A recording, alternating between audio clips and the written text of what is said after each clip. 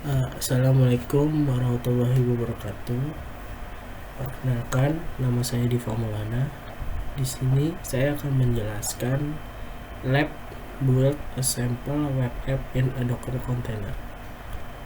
Untuk langkah kerja dari lab ini, pertama kita membuka terlebih dahulu Devox FM-nya, kemudian membuat base script sederhana, membuat web app sederhana, mengkonfigurasi web app agar dapat menggunakan website file, membuat base script untuk membangun dan menjalankan Docker container, dan yang terakhir membangun, menjalankan, dan memverifikasi Docker container. Untuk skenario dari lab ini itu kita akan membuat base script yang berfungsi untuk mengotomatisasi proses dalam pembuatan Docker file, pembangunan Docker container, dan menjalankan Docker container. Serta kita juga akan membuat Python script yang digunakan untuk membangun dan memodifikasi web app sederhana. Oke, kita langsung lanjut aja ke langkah pertama atau part 1, yaitu menjalankan Devox FM. Di sini saya sudah menjalankan Devox FM-nya, jadi kita bisa lanjut ke part 2. Di part 2 ini kita akan membuat base script sederhana. Untuk membuat base script sederhana, langkah pertama kita harus pindah terlebih dahulu ke direktori ini, sample app, yang ada di dalam direktori devnet src, yang ada di dalam direktori labs gitu. Oke, kita buka terminalnya terlebih dahulu, kemudian kita pindah direktorinya dulu.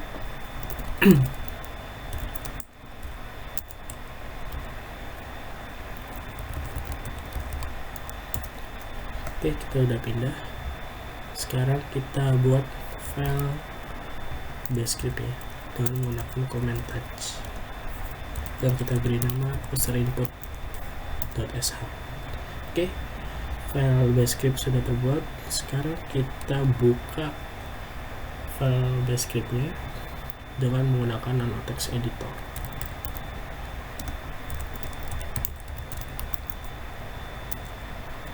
Oke, kita udah masuk. Terlihat bahwa masih kosong. Sekarang kita lanjut ke step 3. Oh iya, untuk base script ini kita harus menambahkan cbang. Cbang itu yang ini. Kenapa? Karena ini yang menandakan bahwa script ini adalah base, begitu. Jadi kita tambahkan. Oke, sudah. Sekarang kita masukkan beberapa komen base sederhana. Kita akan menggunakan echo.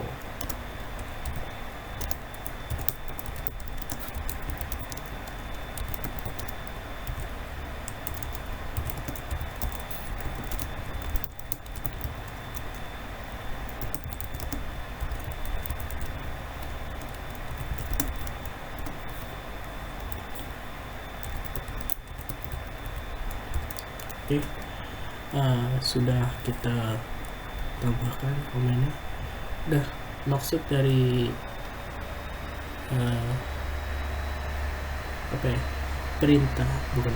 komen yang udah kita tulis ini adalah nantinya kita akan menginputkan nama kita. Kita diminta untuk menginputkan nama kita, kemudian inputan tersebut akan disimpan di variabel username, dan kemudian variabel tersebut akan dipanggil kembali, begitu.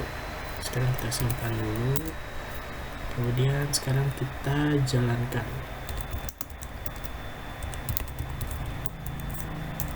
Nah, kita diminta untuk memasukkan nama kita, jadi kita masukkan nama kita, dan lihat hasilnya adalah nama kita ditampilkan kembali atau dipanggil kembali.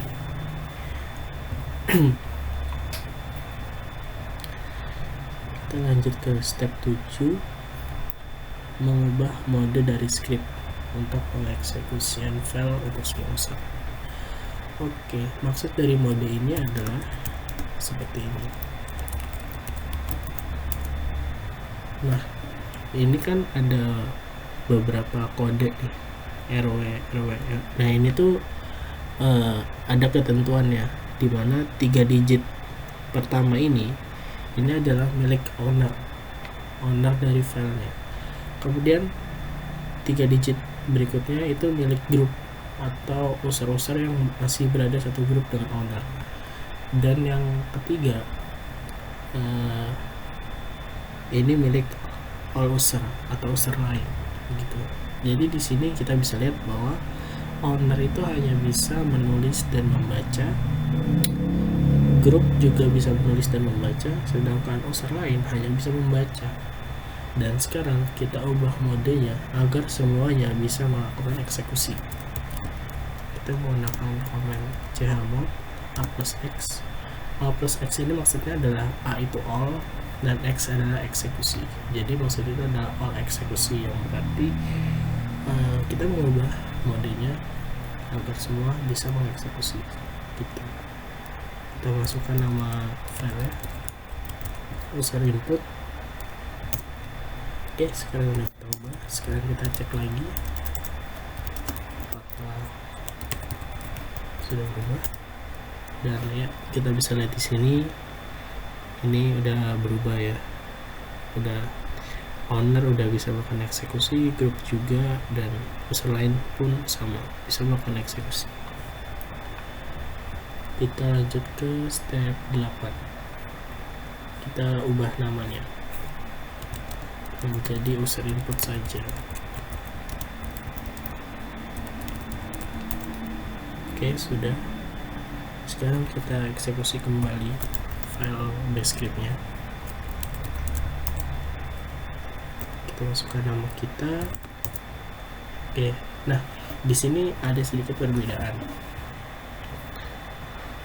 Pada step 9 kita menjalankan base script dengan menggunakan .slash, sedangkan pada step 6 kita menggunakan base. Sebenarnya ini sama saja. Kenapa? Karena ya maupun .slash ataupun base itu adalah salah satu komen yang digunakan untuk menjalankan base script begitu. Jadi tidak ada perbedaan. Sekarang kita lanjut ke part 3.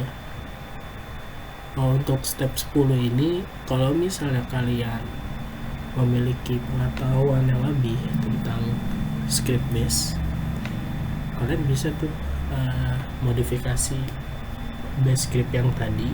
Jadi nggak cuman menggunakan komen echo sama read, kita bisa nambahkan lain, atau kita juga bisa mencarinya di internet gitu, mulai dari ya tutorial base atau contoh-contoh kode yang menggunakan base begitu. Sekarang kita lanjut ke part 3, membuat web app sederhana. Nah, untuk membuat web app ini nanti kita akan menggunakan Python script, tapi sebelum itu kita memerlukan suatu library yang bernama Flash ini. Maka dari itu kita harus menginstal library Flash tersebut terlebih dahulu. Kita install library Flash.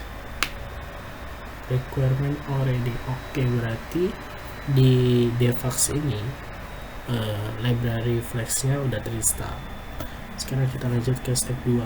Kita buka Python script-nya dengan nano text editor. Sample.py ya, masih kosong ya, karena emang belum kita apa-apakan. Sekarang kita import library Flash-nya ke dalam script Python ini, karena kita membutuhkan ya.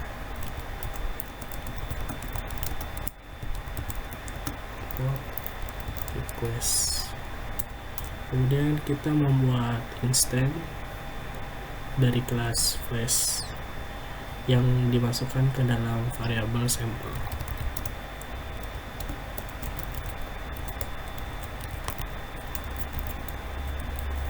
Oke.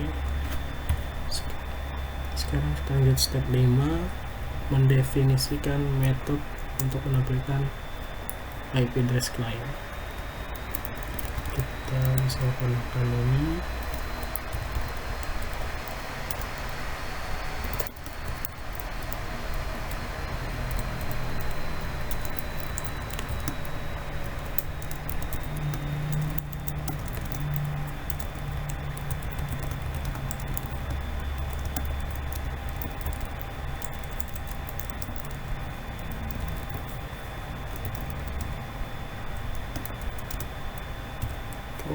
Oke, sudah. Sekarang kita konfigurasi agar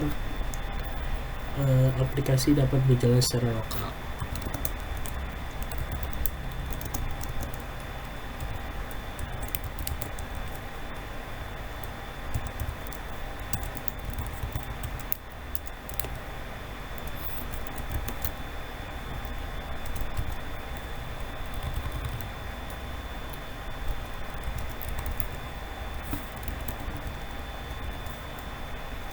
Oke, sudah.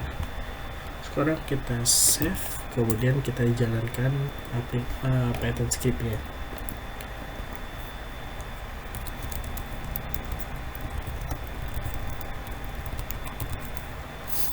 Kita jalankan. Oke, ini udah jalan ya. Sekarang kita verifikasi.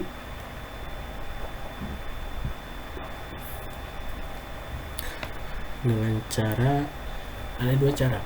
Kita bisa menggunakan web browser ataupun menggunakan terminal. Oke, yang pertama kita coba dulu menggunakan web browser ya. Kita masukkan URL ini. Udah ada. Oke, sesuai yang di sini ya. You should get the following output. Nah, di sini kita juga dapat. Oke. Sekarang kita coba di terminal. Open terminal baru. Kita masukkan command core.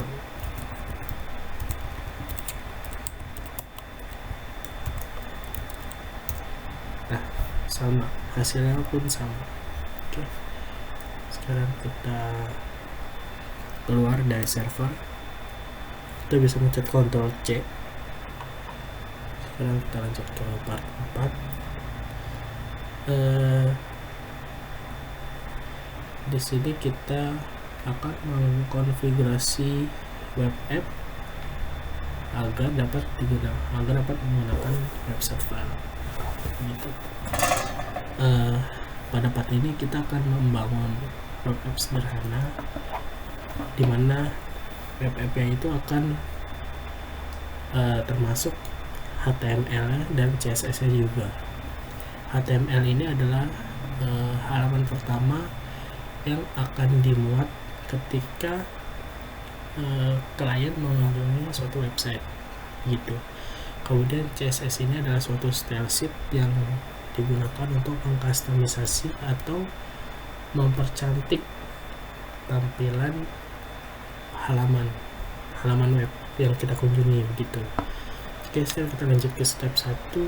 Kita mengeksplor directory yang akan kita gunakan oleh web app. Oke, kita cek. Kita buka file dari index HTML nya. Nah, isi dari file index HTML nya adalah seperti ini, atau script HTML nya. Memiliki title sample app. Kemudian di sini adalah link untuk mengimport CSS-nya agar CSS-nya dapat digunakan. Kemudian dia juga menampilkan ini memanggil IP kita sama seperti yang tadi. Sekarang kita coba cek script CSS nya. Oke, jadi CSS nya hanya menambahkan warna background yang berwarna like steel blue. Oke, sekarang kita lanjut ke step 2. Kita update kode Python untuk web app sederhana. Jadi kita akan kembali lagi ke Python scriptnya, karena ada beberapa yang kita tambahkan. Karena kita membutuhkan metode render template, maka dari itu kita harus import terlebih dahulu metode tersebut. Kemudian di bagian return kita ganti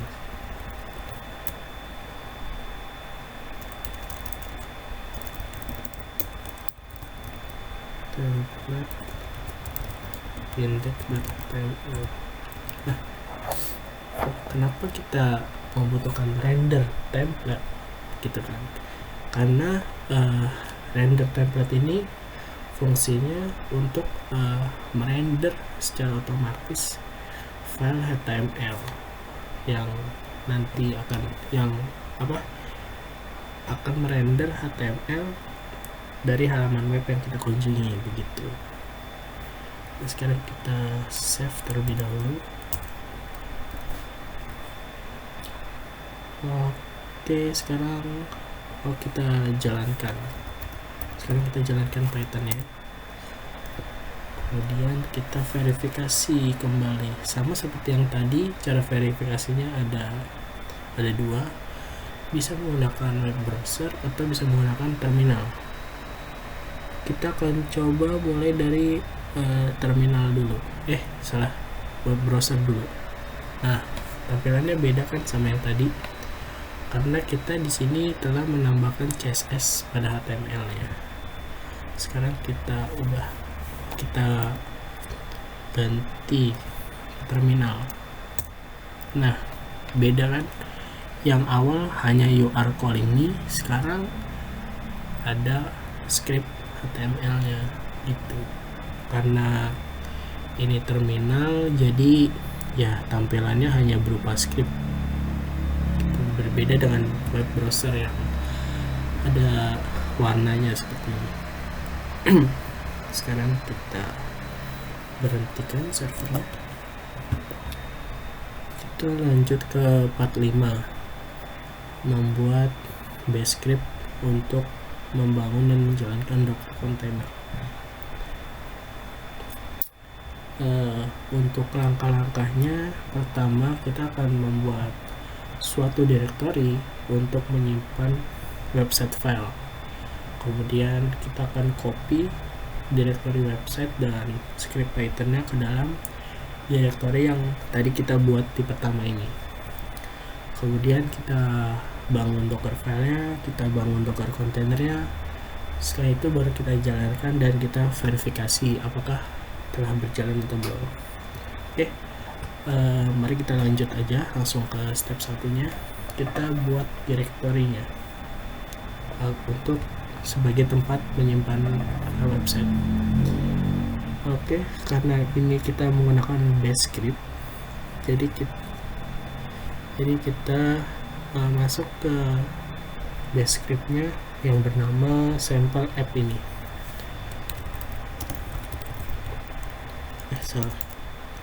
Sample app.sh. Oke, masih kosong ya. Karena ini base script, jangan lupa kita tambahkan cbang agar menandakan bahwa script ini merupakan script base gitu. Kita buat dulu directory-nya yang nantinya akan berfungsi untuk tempat penyimpanan website file. Oke, sudah.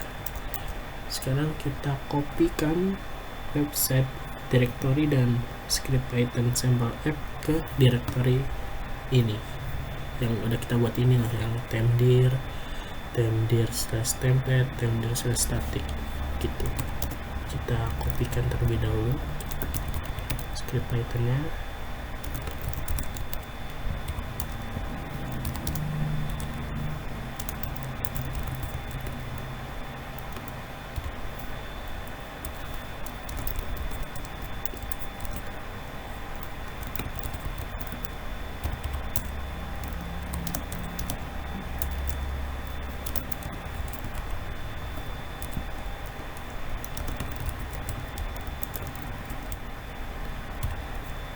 Oke, sudah.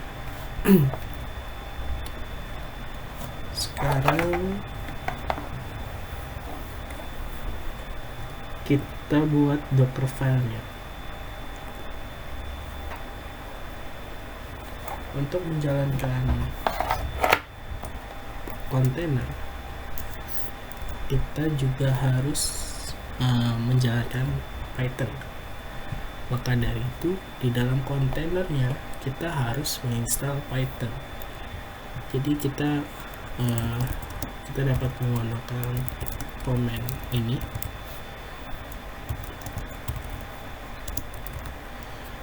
untuk menginstal Python gitu. Karena kalau misalnya di kontainer yang nggak ada Python, ya kita nggak bisa menjalankan script Python yang sampel app ini gitu. Oke, sudah. Sekarang kita lanjut ke poin B. Oke, di Python script kan kita membutuhkan library Flash, ya kan, dan itu pun tadi kita harus menginstalnya terlebih dahulu, dan kita juga harus melakukan hal serupa pada kontainer. Jadi kita harus menginstal library Flash-nya terlebih dahulu agar Python yang di kontainer juga bisa menggunakan library Flash, begitu kan. Kita juga membutuhkan library tersebut untuk menjalankannya, jadi kita harus menginstal gitu. Kemudian sekarang kita copy semua website directory dan script Python ke dalam kontainer, tepatnya di directory my app.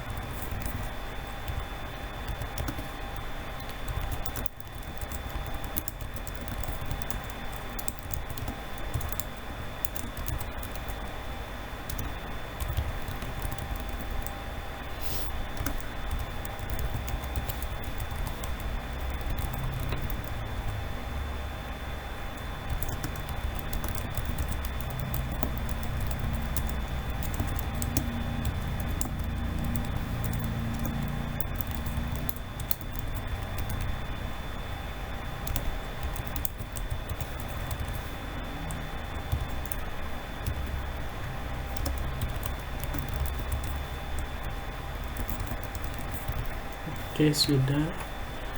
Sekarang kita lanjut ke poin D.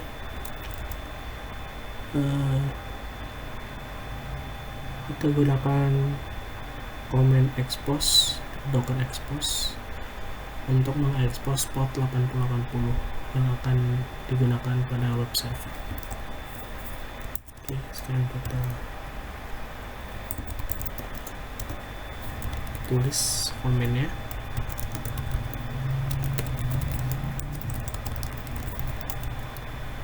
Dan yang terakhir kita tambahkan command cmd untuk mengeksekusi Python script.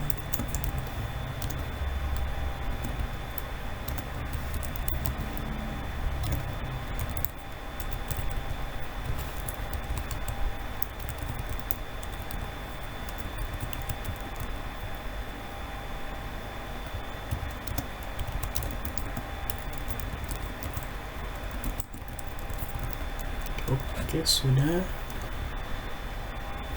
Sekarang kita lanjut ke step 4, membangun Docker container.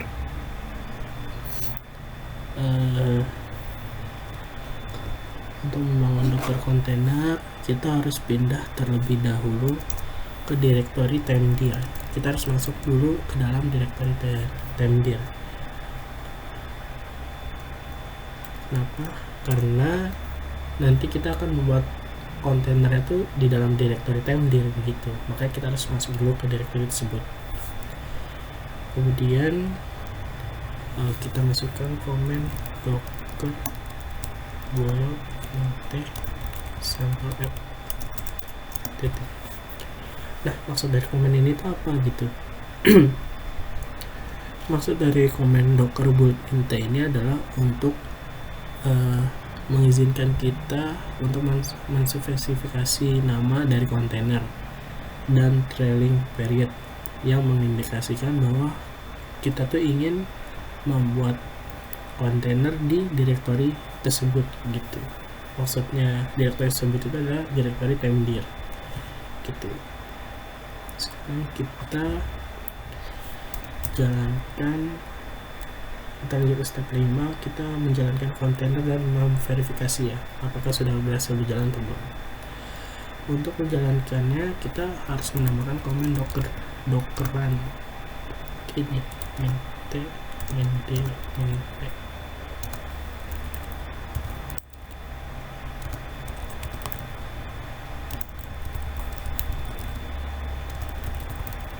Nah, maksud dari komen ini apa gitu? Maksud dari komen ini adalah dockeran ini adalah komen yang berfungsi untuk men-start kontainer atau menjalankan kontainer. Kemudian min t ini yaitu menspesifikasi bahwa kita ingin membuat terminal agar kontainer dapat diakses dengan menggunakan command line. Kemudian min d ini yang mengindikasikan mengindikasikan bahwa kita ingin menjalankan kontainer di latar belakang dan menampilkan kontainer ID ketika kita mengeksekusi komen docker psmin a. Nah, komen docker psmin a ini apa gitu ya kan? Docker psmin a ini fungsinya adalah untuk menampilkan kontainer yang sedang berjalan gitu. Kemudian untuk min p sendiri untuk menspesifikasi bahwa kita ingin mempublish kontainer internal port ke host gitu. Nah, 80 apa nih ya kan, titik 2 80 lagi gitu. Nah, untuk 80 atau port yang pertama ini itu adalah itu menyatakan bahwa kontainer itu berjalan di port tersebut, dan port yang berikutnya adalah menandakan bahwa host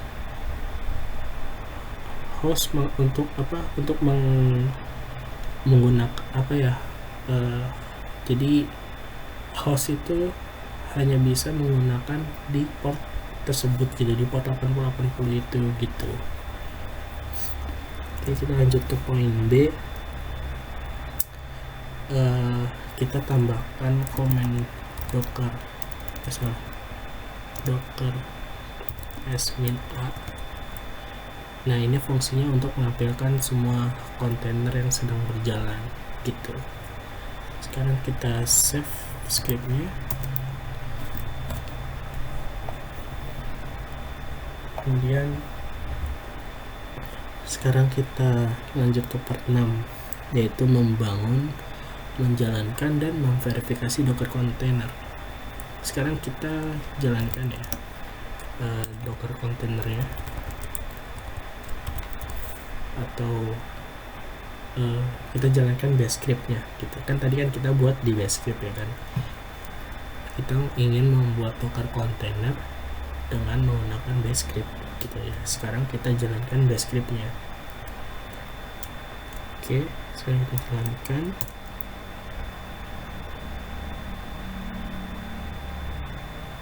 Nah, di sini lagi proses pendownloadan Python, jadi kita tunggu aja. Dan untuk cepat atau lambatnya tergantung koneksi internet kita gitu. Jadi ya sudah, kita tunggu aja.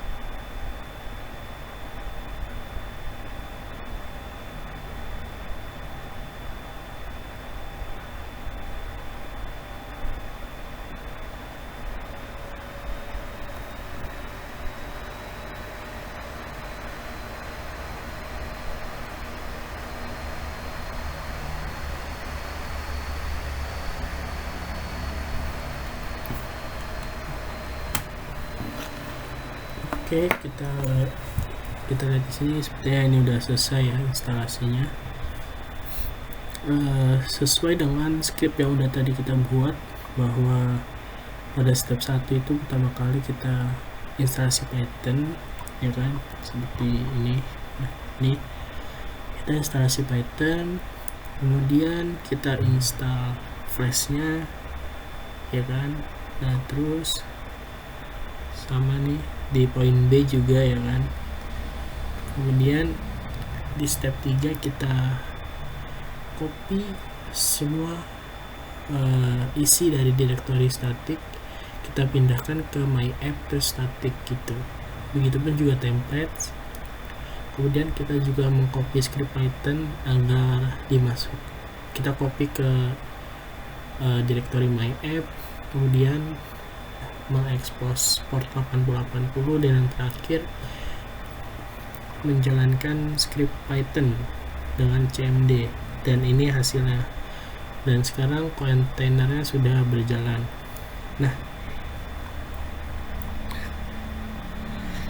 Nah ini menandakan bahwa kontainer sedang berjalan gitu di latar belakang. Sekarang kita lanjut ke step 2.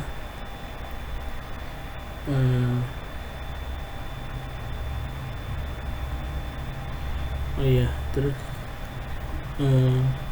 ternyata directory temdir yang tadi udah kita buat itu tidak tampil di sini.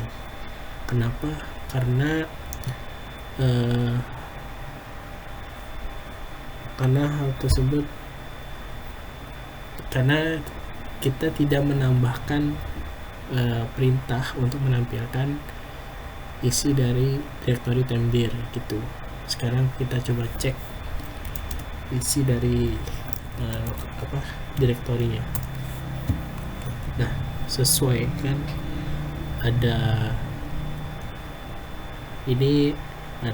website directory ini yang template sama static, ya kan. Yang template ini tempat untuk script HTML-nya, yang static tempat untuk script CSS, kemudian ada Python script sama Docker file atau Docker file yang tadi kita udah buat. Kemudian kita lanjut ke poin B. Kita mau lihat nih isi dari, kan kita udah tahu ya isi dari directory template itu apa, isi dari directory static itu apa, terus isi dari Python script itu apa, tapi kan kita nggak tahu isi dari Docker file. Sekarang kita coba cek isinya apa sih gitu. Docker file. Nah, ternyata ini isinya, isi dari Docker file.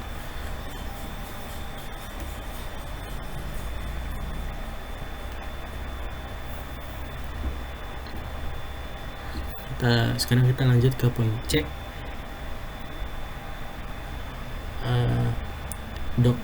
Komen docker paste-min-a ini mungkin sulit untuk dibaca karena bergantung pada lebar layar terminal. Maka dari itu kita akan menggunakan command running.txt agar komen docker paste-min-a ini dapat berjalan pada text file. Jadi kita gunakan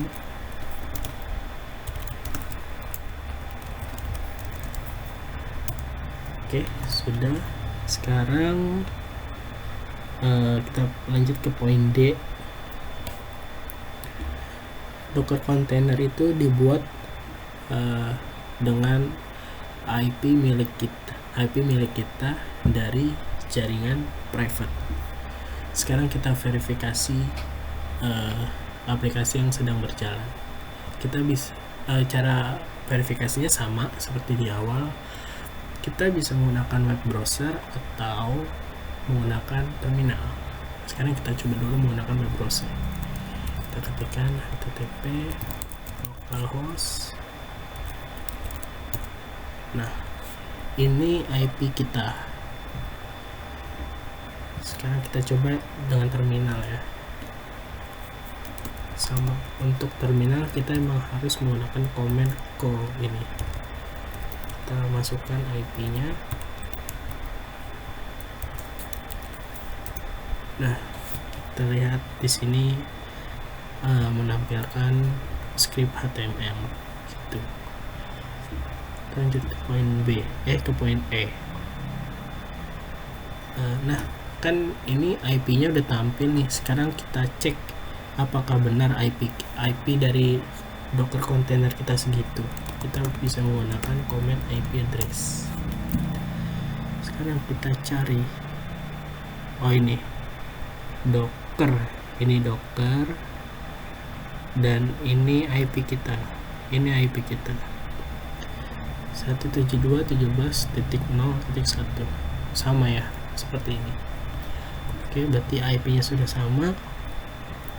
Sekarang kita lanjut ke step 3, akses dan explore kontainer yang sedang berjalan. Kita bisa mengakses kontainer yang sedang berjalan itu dengan menggunakan command docker exec min it ini, karena ini fungsinya untuk menspesifikasi nama dari kontainer yang sedang berjalan. Sekarang kita coba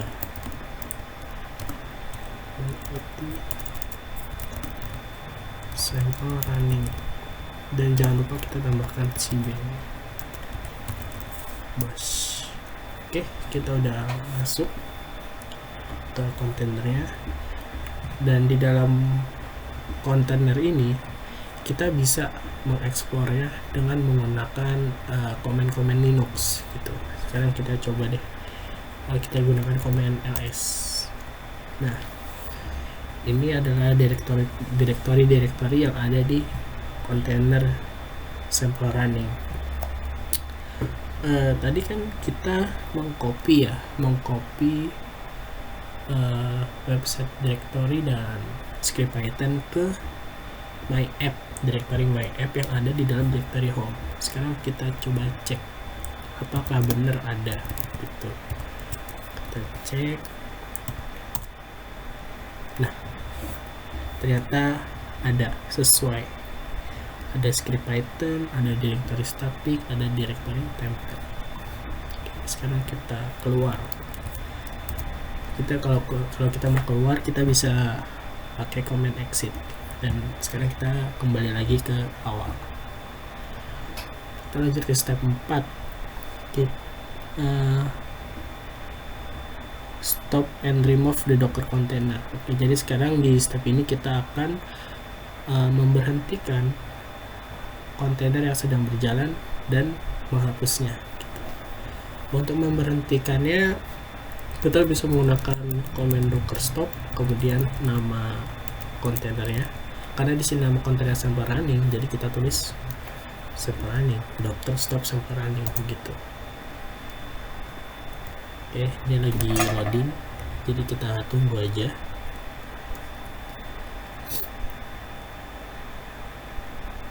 Oke, sudah selesai. Sekarang kita cek dengan menggunakan command docker ps-min a. Nah, di sini bisa terlihat exited. Di sini ada tulisan exited yang berarti kontainernya sudah berhenti gitu. Nah, dari kontainer kita bisa juga menghidupkan kontainer kembali gitu. Maksudnya kan tadi kan kita berhenti ini atau kita matikan kontainernya gitu. Nah, sekarang kita coba nyalakan kembali atau kita mulai kembali kontainernya dengan menggunakan command docker start nama kontainernya. Karena di sini nama kontainernya sample running, jadi kita tulis sample running. Kita enter, dan sekarang kita cek dulu apakah sudah berjalan. Nah, lihat di sini kita bisa lihat ya bahwa kontainernya jalan kembali gitu, karena di sini ada tulisan 9 minutes ago up 7 second. Berbeda dengan yang tadi pas kita berhentiin tulisannya exit gitu. Sekarang kita coba untuk menghapus docker container ya. untuk menghapus Docker container, pertama kita harus menstopnya terlebih dahulu. Jadi kita nggak bisa langsung hapus tuh, kita nggak bisa. Kita harus mematikannya terlebih dahulu gitu.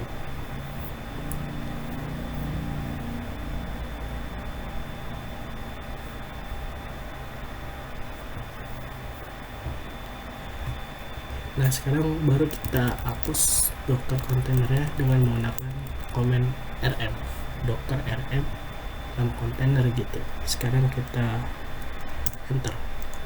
Oke, sudah. Sekarang kita cek apakah terhapus atau tidak ya. Dan hasilnya terhapus. Di sini udah nggak ada lagi yang tulisan kayak gini nih.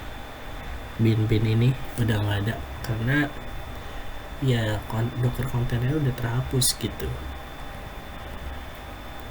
Oke, mungkin itu saja penjelasan dari saya tentang lab build a sample web app in a Docker container. Kurang lebihnya mohon maaf. Assalamualaikum warahmatullahi wabarakatuh.